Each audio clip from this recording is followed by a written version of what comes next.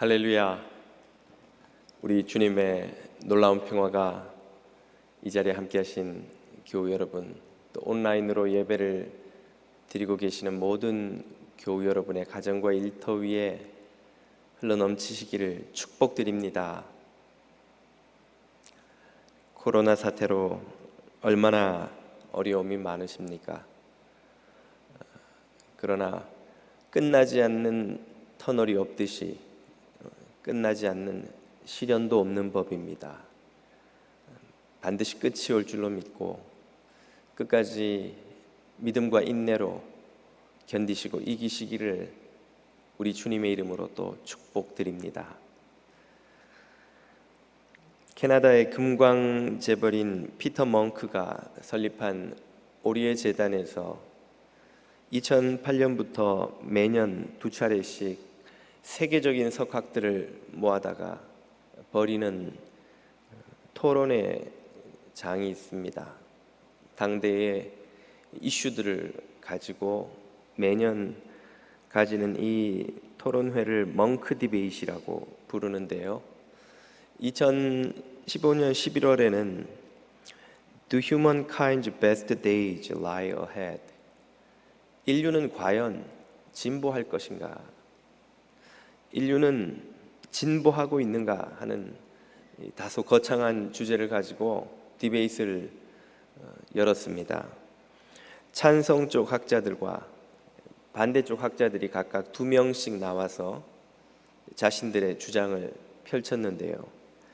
찬성하는 이는 과학자 스티븐 핑거와 저널리스트 매트 리들리입니다.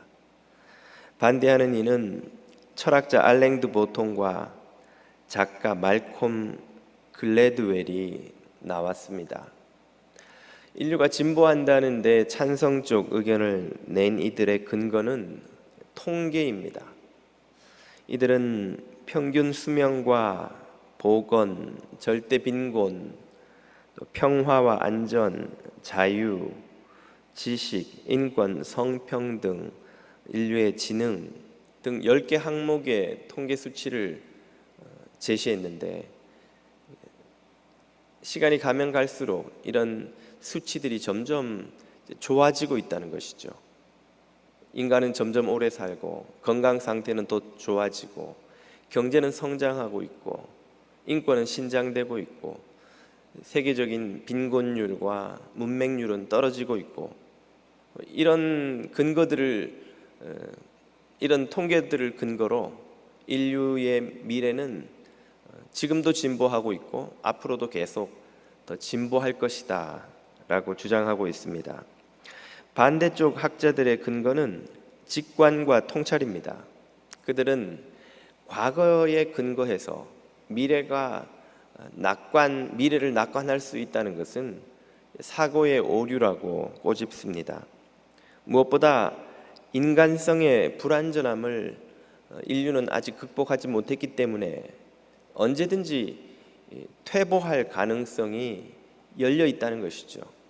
우리 기독교적 용어로 표현해 보자면 인간의 죄성이 해결되지 않고 있기 때문에 인류는 시한폭탄을 안고 살아가는 것과 다르지 않다는 것입니다. 그런 위험한 사례들, 어떤 문제들이 일어날 수 있는 것일까?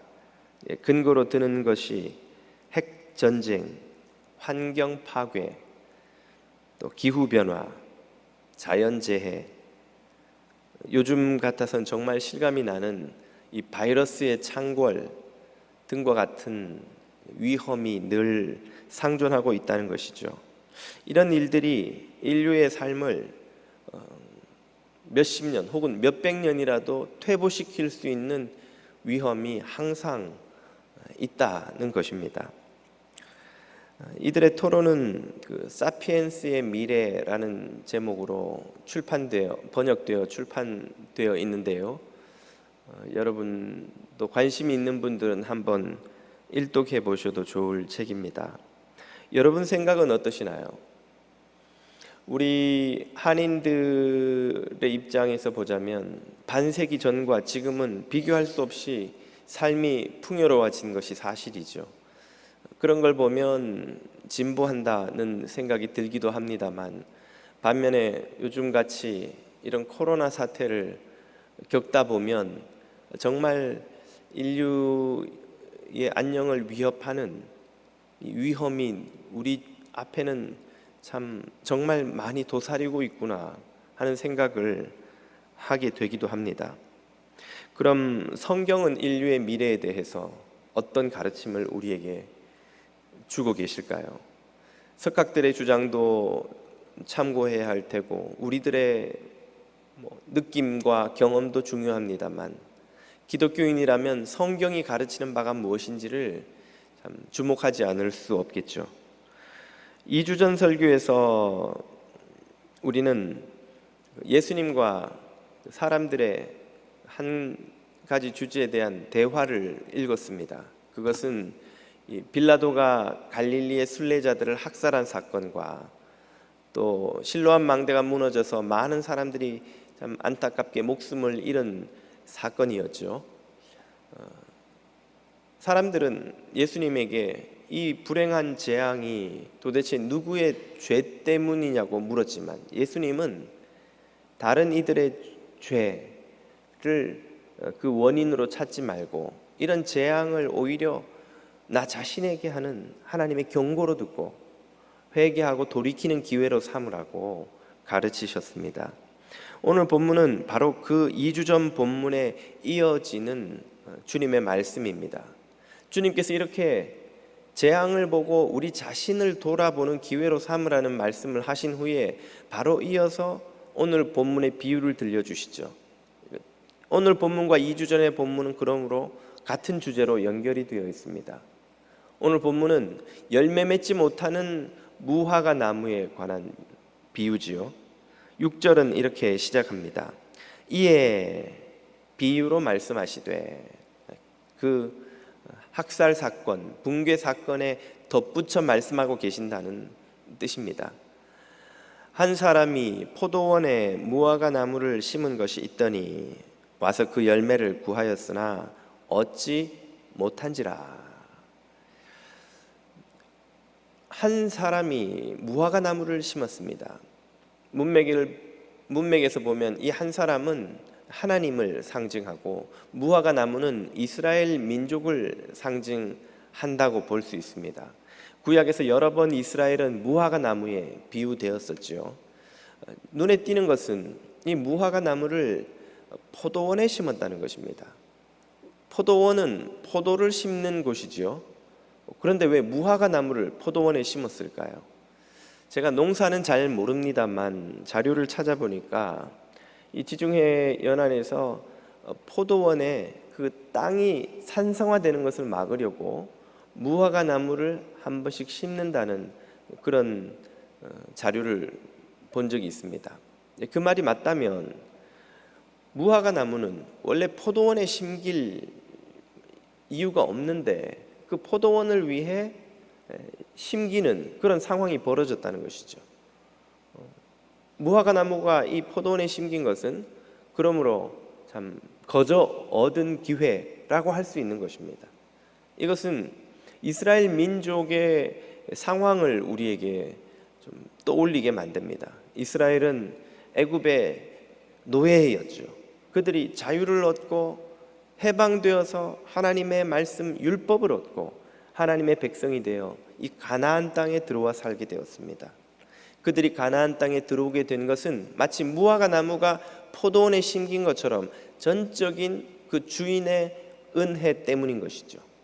오늘 이방인이었던 우리들이 하나님의 은혜로 교회에 들어와 하나님의 백성 된 것도 같은 이치라고 하겠습니다. 은혜로 이스라엘은 가나안 땅에 들어와 그 땅을 받아 누리며 살게 되었습니다. 그런데 문제는 그 땅에 들어온 그 포도원에 심긴 무화과 나무가 열매를 맺지 못한다는 것입니다. 7절은 이렇게 말하죠. 과수원지기에게 이르되 내가 3년을 와서 이 무화과 나무의 실과를 구하되 얻지 못하니 찍어버리라. 어찌 땅만 버리겠느냐. 하나님께서 이스라엘을 가나안 땅에 들여보내시고 그 땅에서 주인 되어 살게 하실 때에는 기대하신 바가 있었다는 말이죠.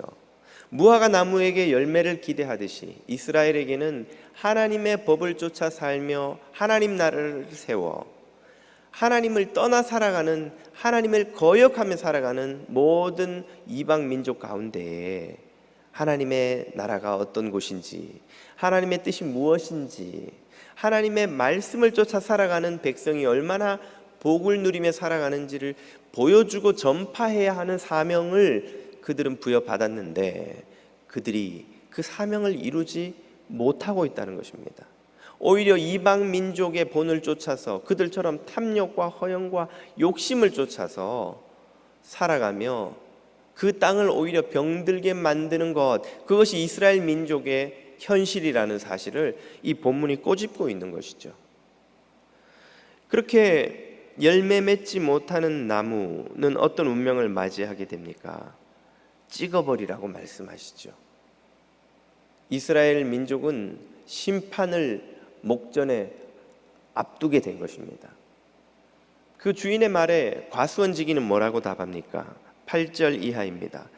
대답하되 과수원지기가 가로되 주인이여 금년에 한 해만 더 그대로 두소서. 내가 두루 파고 그 땅에 거름을 더 줄 터이니 이후에도 만일 실과가 열면 다행이겠지만 만약 그렇지 않으면 찍어버리소서 하였다 하시니라. 과수원지기는 주인에게 이 무화과 나무에게 한 해만 더 기회를 달라고 간청하고 있습니다. 이 과수원지기는 바로 예수님의 사역을 상징합니다. 3년 동안 열매를 맺지 못한 그 기간은 공교롭게도 예수님의 공생의 3년과 기간이 겹치지요. 예수님은 하나님에게 이 이스라엘 민족을 향한 진노를 잠시만 좀 유예시켜 달라고 호소하고 계신 것입니다. 비유하자면 이런 것입니다. 거리에 버려진 고아이자 불황아가 어떻게 운 좋게 자녀 없는 재벌의 상속자가 된 거예요. 그 재벌이 그 기업과 그 수많은 직원들을 맡길 리더로, 지도자로 이 불황아를 훈련시키기 위해서 개인 교사를 붙여서 열심히 가르쳤습니다. 지도자로서 마땅한 언행과 신념과 훈련을 받게 하고 많은 직원들을 거느릴 수 있는 지도력을 가르치는 것이죠.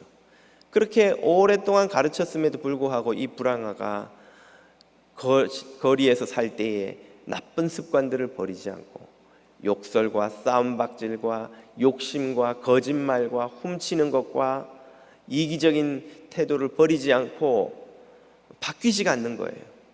결국 기다리다 못한 회장이 이사회를 열어서 이 상속자에게 주기로 했던 모든 권리를 다 거두어 드리기로 마음을 먹은 것입니다. 그러자 그 젊은이를 긍휼히 여긴 개인 교사가 회장에게 간청을 하는 거예요. 회장님, 한 해만 더 저에게 기회를 주시면 제가 열심히 가르쳐 보겠습니다.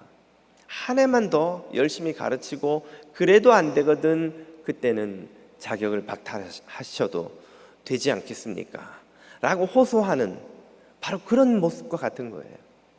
주님은 이스라엘에게 맡겨진 이 막중한 임무를 감당하지 못하는 그런 현실을 안타까워하시면서 하나님에게 이스라엘에게 한 번만 더 기회를 달라고 간청하고 계시죠. 그것이 주님의 지금 이 공생의 사역이라는 의미입니다. 이스라엘은 이제 마지막 유예 기간, 그레이스 피어리어드를 맞이하고 있다는 말이에요. 지금까지 하나님을 떠나서 배역하고 불순종하고 우상 숭배하며 살아온 시간이 이제는 더 이상 은혜가 계속되지 않을 수 있다는 것을, 이제는 더 이상 하나님이 그 진노를 거두지 않으시고 심판하실 수밖에 없는 때가 올 수도 있다는 것을 주님이 경고하고 계시는 것이죠. 이것이 바로 이 열매 맺지 못하는 무화과 나무의 비유가 이스라엘 민족에게 주는 메시지요, 오늘 우리들에게 주는 메시지라 할 수 있습니다. 처음 질문으로 돌아가 보겠습니다. 인류는 과연 진보하고 있는 것일까요? 우리의 삶은 앞으로도 계속 나아질 것입니까? 아니면 그렇지 못할 것입니까? 이 코로나 사태가 지나가고 나면 많은 사람들이 이제 코로나가 지나가고 난 세계는 더 이상 코로나를 겪지 않은 세계와 같을 수가 없다고 입을 모으고 있습니다. 인류는 다시 고속도로에 올라타게 될까요? 아니면 비포장 도로로 힘겨운 길을 가지 않을 수 없게 될까요? 오늘날 찬란한 문명을 일군 이 서구 문명의 운명은 어떻게 되는 것일까요? 멍크 디베이트를 한 직후에 그 관객들에게 설문조사를 했습니다. 어느 쪽이 더 설득력이 있냐는 것이죠. 73%의 관객들이 인류가 진보한다는 쪽에 표를 주었습니다. 27%가 진보를 낙관할 수 없다는 쪽에 표를 주었죠. 2015년 당시 서구인들은 대체적으로 7대3 정도로 인류가 진보한다고 낙관하고 있었다고 볼 수 있습니다. 통계를 보면 그들의 생각이 공감이 될 겁니다. 실제로 문맹률도 빈곤율도 계속 떨어지고 있지 않냐는 거예요. 경제는 성장하고 의료기술, 과학기술은 발달하고 인간의 수명은 올라가고 있고 인권과 자유와 여러 가지 지표들이 계속 향상되고 있지 않느냐, 앞으로도 계속 그렇게 되지 않겠느냐라고 낙관할 수 있다는 것입니다. 그러나 이렇게 미래를 낙관했던 사람들이 그렇게 낙관한 미래를 맞이하지 못하는 경우를 우리는 여러 곳에서 어렵지 않게 볼 수 있습니다. 성경에 예수님의 말씀 속에도 그런 예가 나오죠. 누가복음 12장을 보면 예수님의 이런 비유가 등장합니다. 또 비유로 저희에게 일러 가라사대 한 부자가 그 밭에 소출이 풍성하매 그가 창고를 짓고 창고에 곡식들을 쌓아놓고 모든 준비를 마친 후에 또 그가 그의 영혼에게 이르되 내 영혼아 여러 해 쓸 물건을 많이 쌓아두었으니 평안히 쉬고 먹고 마시고 즐거워하자 하리라. 이 부자가 볼 때 걱정할 게 이젠 없는 거예요. 나는 젊고 건강하고 수입은 많고 어카운트에 주식에 주가는 계속 오르고 있고 좋은 집과 차와 좋은 일자리와 비즈니스와 모든 게 청신호를 보여주는데 뭐 걱정할 게 있냐는 거예요. 이제는 정말 내가 평안하고 안심하고 누리고 낙관할 수 있겠다고 생각할 바로 그때에 무슨 경고가 그에게 주어집니까? 20절 하나님은 이르시되 어리석은 자여 오늘 밤에 내 영혼을 도로 찾으리니 그러면 내 예비한 것이 네 것이 되겠느냐 하셨으니, 하나님께서 오늘 밤에라도 그의 영혼을 찾는다면 그렇게 미래를 낙관했던 이의 삶은 어떻게 되냐는 거예요. 얼마나 허망한 낙관이요 허망한 현실의 근거인 것이 드러나고야 말지 않습니까? 사도 바울도 이렇게 경고한 바가 있습니다. 데살로니가 전서입니다. 주의 날이 밤에 도적같이 이를 줄을 너희가 자세히 알미라. 저희가 평안하다 안전하다 낙관할 그때에 잉태된 여자에게서 해산의 고통이 이름과 같이 멸망이 호련히 저희에게 이르리니 결단코 피하지 못하리라. 마지막 때가 심판이 멸망이 어떻게 온다고요? 평안하다 안전하다 할 그때에 갑자기 온다는 것이죠. 미래를 낙관하는 자에게 갑자기 그날이 찾아오면 피할 길이 없다는 것입니다.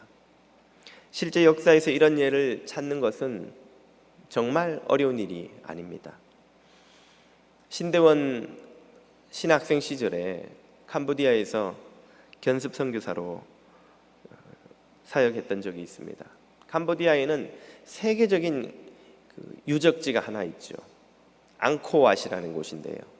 서구의 피라미드처럼 로마처럼 그렇게 알려지지는 않았지만 그에 견주어 더했으면 더했지 절대 못하지 않을 만큼 크고 웅장한 유적지입니다. 거대한 밀림이 피라미드에 버금가는 거대함과 그보다 훨씬 아름답고 정교하게 조각되고 꾸며진 사원과 도시와 왕궁으로 가득 차 있어요. 대강 둘러봐도 3일을 꼬박 그 밀림을 돌아야 겨우 한번 볼 수 있을까 말까 한 거대한 규모의 유적입니다. AD 900년부터 1500년까지 약 600년 동안 번영했던 찬란한 앙코르 문명이 거기에 있었습니다. 그 문명이 1500년경 이유도 모른 채 흔적도 없이 사라져버린 거예요. 20세기에 발굴될 때까지 깊은 밀림 속에 숨겨져 있었습니다. 오늘날 학자들은 오랜 가뭄 때문인지 혹은 전쟁 때문인지 혹은 토지가 황폐해졌기 때문인지 그 이유에 대해서 연구를 하고 있습니다만 전 세계 곳곳에 한때 번영했고 화려했고 끝없이 계속될 것만 같은 영화를 누렸던 문명들, 제국들, 왕국들, 민족들이 역사의 뒤안길에 쓸쓸히 사라져간 수많은 예들이 곳곳에 흩어져 있습니다. 이스라엘의 역사를 보아도 분명히 알 수 있죠. 기원 후 8세기 경 북왕국은 최고의 전성기를 맞이합니다. 북왕국의 황금기라고 하는 여로보암 2세 때의 이 북왕국은 솔로몬 때보다 더 넓은 거대한 영토를 회복합니다. 중개 무역을 통해서 주변 국가들로부터 막대한 부를 끌어모으죠. 그때의 생활상을 아모스서를 보면 알 수 있는데요. 침상에 누워서 비싼 고급 포도주를 마시며 헛된 노래를 지절거리는 그 지배층에 대한 참 지적이 아모스서에 나옵니다. 상하 침대 얼마나 비싸고 귀한 것이겠어요. 여러분, 요즘도 여러분 중에 혹시 상하로 만든 침대에서 주무시는 분 계십니까? 그 옛날에 상하를 수입해다가 그걸로 침대를 만들어서 그 위에서 누워 자며 비싼 포도주를 마시며 누리는 그 풍요와 향락과 참 쾌락이 얼마나 극에 달했는지를 아모스서가 보여주죠. 그러나 그런 북왕국의 황금기는 동시에 하나님의 가장 큰 진노를 자아내는 때이기도 했습니다. 극에 달한 우상 숭배와 극심한 빈부격차로 수많은 선지자들이 이 시기에 이스라엘의 지배층을 향해서 경고를 쏟아놓았죠. 그러나 돌이키지 않았던 그 북왕국은 불과 반세기가 지나지 않아서 아수르 제국에 의해 완전히 무너지고 폐허가 되고야 맙니다. 오늘 우리가 읽고 있는 이 예수님의 시대, 헤롯 시대 혹은 기원 1세기의 이스라엘도 비슷했습니다.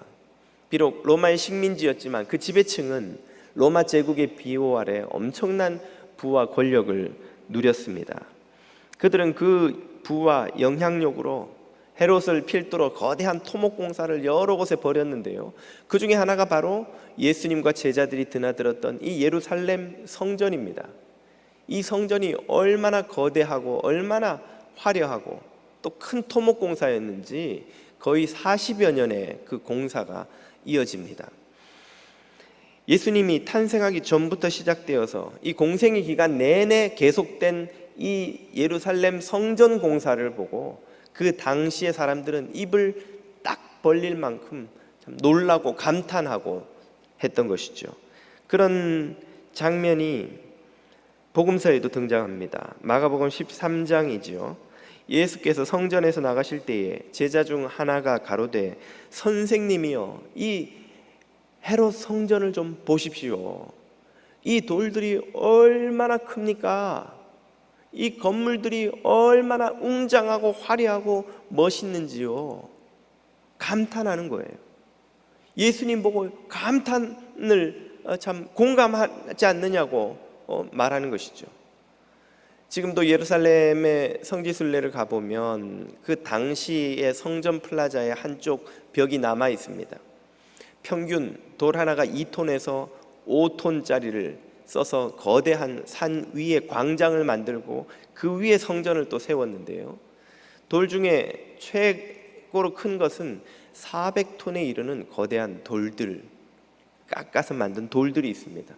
그 산 정상에 도대체 어디서 그 거대한 돌들을 구해서 끌고 와서 그 큰 광장과 성전을 만들었는지, 고대 불가사의한 건축물 중에 하나로 헤롯 성전이 꼽힙니다.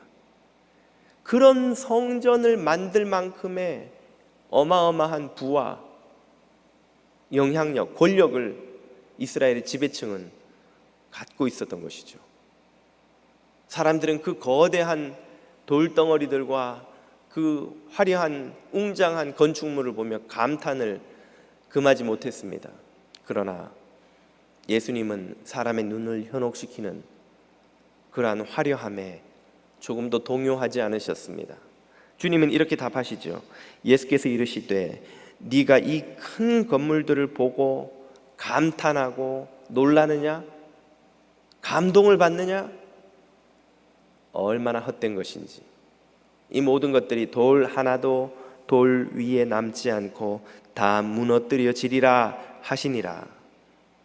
예수님은 그 겉만 화려한 문명의 영광의 화려함의 본질을 꿰뚫어 보셨습니다. 그 예루살렘은 결국 역시 반세기가 지나지 않아 AD 70년에 로마의 침공으로 완전히 무너져 폐허가 되고야 말죠. 이 무화과 나무의 메시지는 무엇입니까? 심판이 다가오는 것도 모른 채 자부심과 교만이 하늘을 찌르는 이스라엘을 향한 경고인 것이죠. 엄청난 풍요를 누리지만 하나님의 뜻에는 관심이 없는, 하나님의 뜻을 행하는 데는 관심이 없는 공동체를 향한 경고입니다. 잎사귀만 무성하고 열매는 없는 바로 그런 무화과 나무와 같은 공동체는 회개하지 않으면 이런 심판을 피할 수 없다는 경고인 것이죠. 오늘 이 코로나 사태로 참 우리는 태어나 처음으로 겪어보는 고난을 통과하고 있습니다. 지금 미국은 확진자가 세계 최다로 올라섰죠. 우리가 살고 있는 이 뉴저지에만 해도 확진자가 10,000명이 넘어서 한국 전체보다 이 뉴저지의 확진자가 더 많아졌습니다. 여러분의 주변에서도 확진자가 나오고 희생자가 나올지도 모르는 참 어려움을 겪고 있습니다. 이 고난을 통해서 우리가 깨달아야 하는 것은 무엇일까요? 이 고난이 바로 나와 내가 속한 공동체와 이 땅을 향한 하나님의 경고요, 우리는 마지막 유예 기간을 보내고 있다는 깨달음입니다. 우리 개개인과 교회, 미국, 서구 문명, 인류가 이 고난을 하나님의 경고요, 하나님께 돌아오라는 회개의 촉구로 받아들이지 않으면 안 된다는 것입니다. 얼마나 우리는 풍요롭습니까? 미국은 얼마나 강력한 세계 유일의 초강대국입니까? 인류는 얼마나 발전하고 많은 것을 누리고 있습니까? 그런데 이 변이된 감기 바이러스 하나에 우리의 삶이 초토화되고 있지 않습니까?